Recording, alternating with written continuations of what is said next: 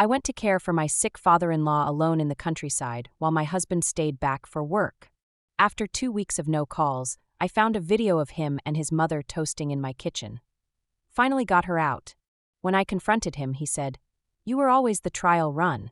Now his mother won't stop calling me because I was married to Mark for 6 years.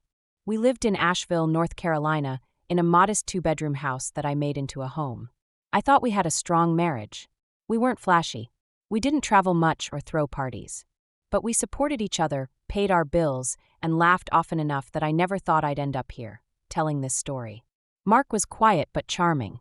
The kind of man who didn't talk much in crowds, but who made you feel special when it was just the two of you. I met him when I was 29, after a long breakup that had nearly broken me. He came along when I needed someone stable. He was steady, safe, or so I thought. His mother, Lorraine, was difficult from the start. You know the type, smiles too wide, hugs too long, passive-aggressive compliments that made your skin crawl. "Oh, you're not wearing makeup again? So natural. Brave, really." Things like that. I tried. God knows I tried. I hosted her for Thanksgiving, her birthday, even threw a retirement dinner for her at our house. But I always felt like I was being judged, like I was the woman who'd stolen her little boy. Over time, I started to feel like nothing I did was ever good enough. Mark never defended me. He'd just say, "That's how she is," or "She doesn't mean it like that." I let it slide because I loved him, and because I thought, maybe she'd warm up to me eventually. She never did. Everything changed this past spring.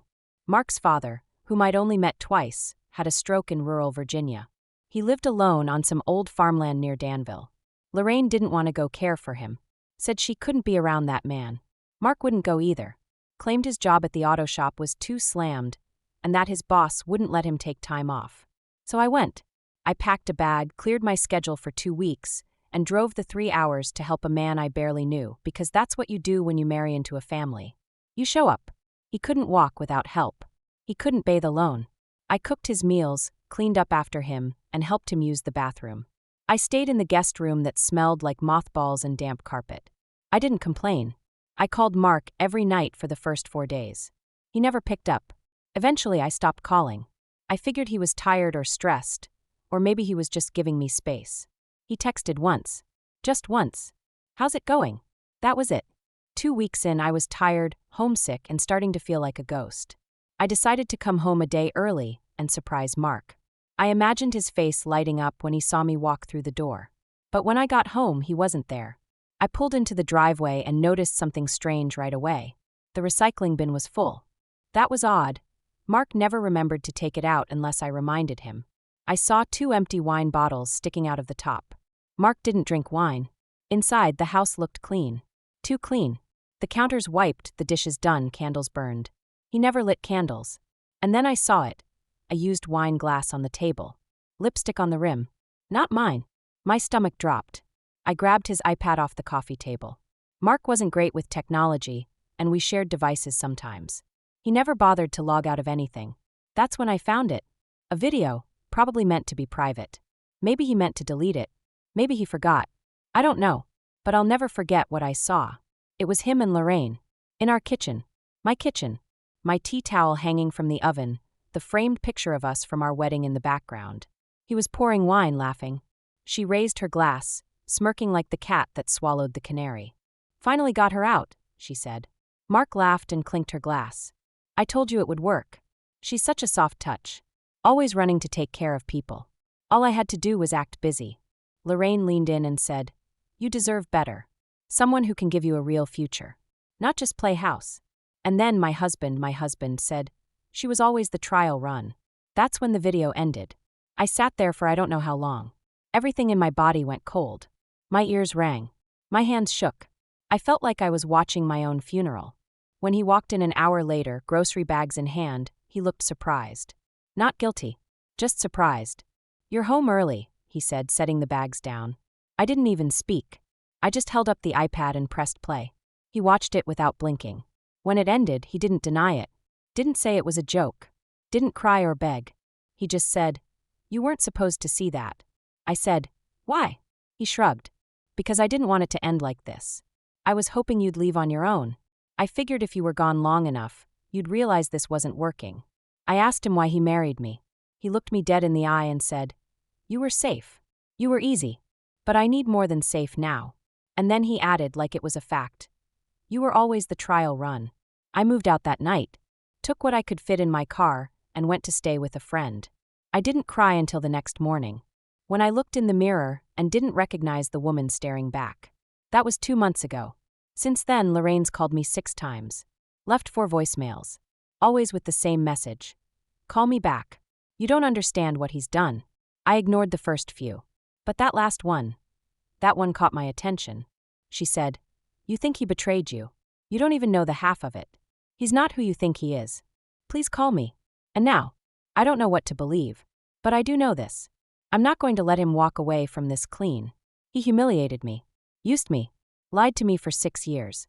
And now I've got nothing but an empty apartment and a pile of shattered trust. He made me think I was disposable. He thinks I'm gone for good. He has no idea what's coming. I didn't call Lorraine back right away. Why would I? That woman raised him. She sat in my kitchen and toasted to my exile like it was a birthday celebration. She was part of it. She watched me cook, clean, and stretch myself thin for her son, and she still wanted me gone. Whatever mess Mark had gotten himself into, it wasn't my problem anymore. Or at least that's what I told myself. But the voicemail kept replaying in my head. "You don't even know the half of it." A week later, I finally gave in. I wanted answers. Not closure, not yet. I just needed to understand what kind of person I had married. So I called her. She picked up on the first ring. "Finally," she said, like we were old friends. Her voice sounded shaky. "Off. What do you want?" I asked flatly. She hesitated. "I need to see you. In person. I can't say this over the phone. It's about Mark. And it's bad." I almost hung up. But something in her voice, it wasn't smug. It wasn't bossy or cold like usual. It sounded scared. I agreed to meet her at a diner halfway between us in Greensboro. It was public. Neutral. When I walked in, she was already there, sipping coffee with trembling hands. She didn't look like the woman I remembered. Her hair was unbrushed. Her blouse wrinkled. No makeup. I sat across from her, arms folded.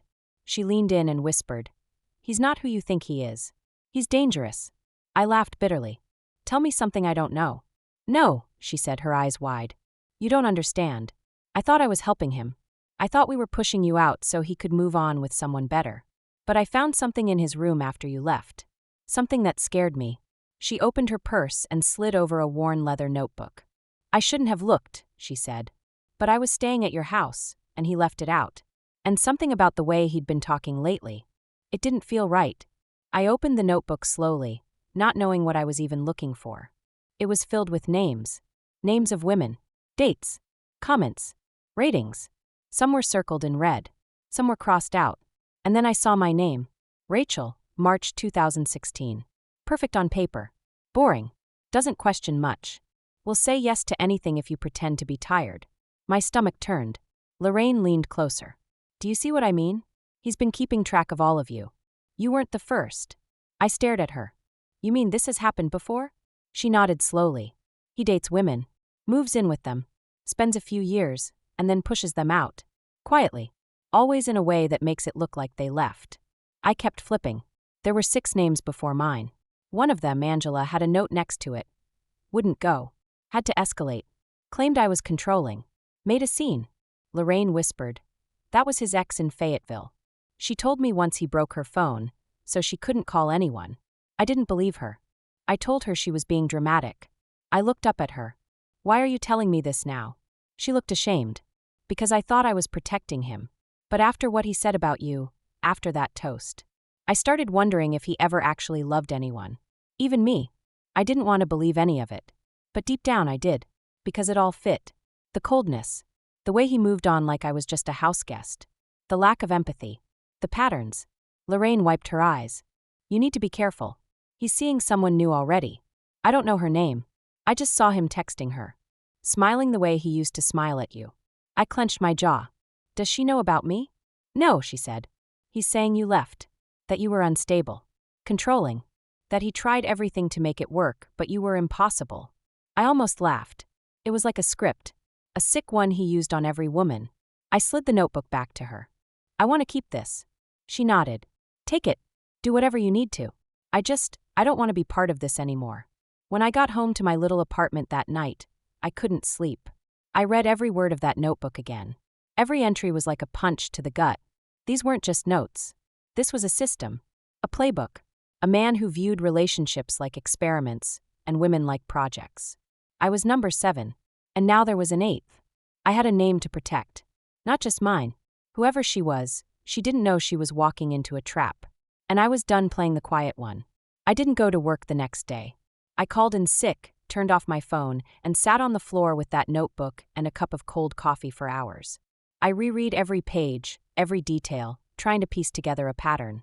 The more I looked, the more I realized something terrifying. Mark didn't just date and leave these women. He studied them. He kept track of how long it took for each one to move in, what they did for work, how close they were to their families, whether or not they had savings, whether they owned pets, who their best friend was, even what kind of relationship they had with their mother. The man had logs, like some twisted experiment. And next to one name, Angela, there was a word that chilled me. Untraceable. That entry had less detail than the others. Almost like he was trying not to leave a record. I couldn't let it go. I started doing what I do best, digging. I made a list of the women from the notebook. Cross-referenced what little info he'd written. Towns, dates, workplaces. It was like walking a tightrope blindfolded, but eventually, I found an old social media post from a Jess C. out of Spartanburg. She was the only one who had a photo with a guy who looked like Mark, clean-shaven, smiling, wearing a plaid shirt I recognized from the back of our closet. It was posted in 2013, 10 years ago. They looked happy. I clicked on her page, nothing after 2016. Not even a birthday post. I sent her a message. It sat unread. The next day I got a reply. But it wasn't Jess. It was her sister. Her message was short. Cold. Jess went missing in 2016. Don't message again unless you have real information. My throat went dry. I read that line over and over. Missing? I clicked through her sister's page and found a post from years ago. A photo of Jess's face and a caption. Have you seen her? Last seen in Asheville.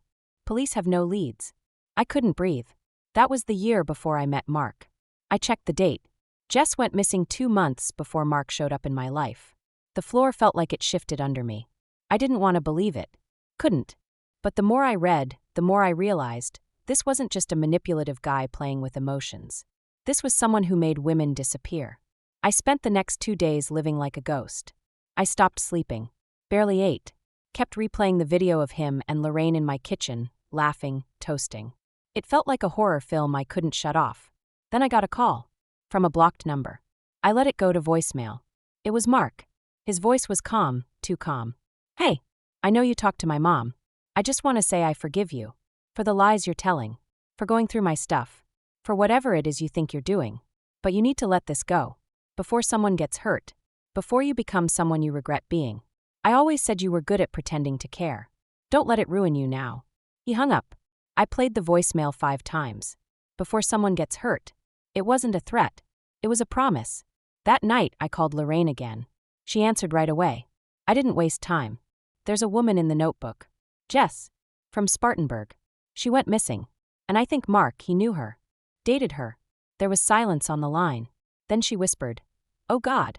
I need to know if he ever said anything. Anything strange. Did he ever go off the grid back then? Come home acting different. She didn't speak for a full minute.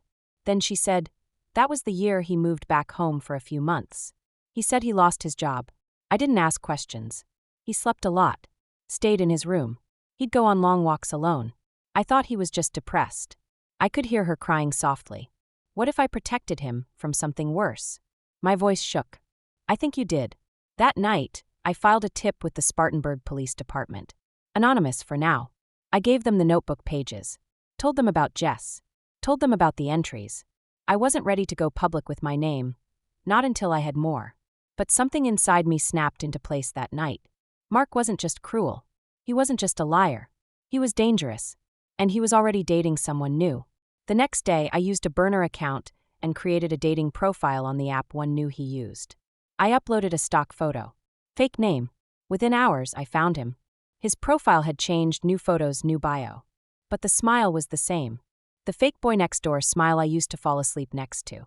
I swiped right. He matched. His first message? You look like someone I could spend a long time with. I waited a day before replying to Mark's message on the dating app. I kept it short and casual. "You seem interesting. Maybe we could meet sometime." He answered within minutes. "I'd like that. You're not like most girls on here.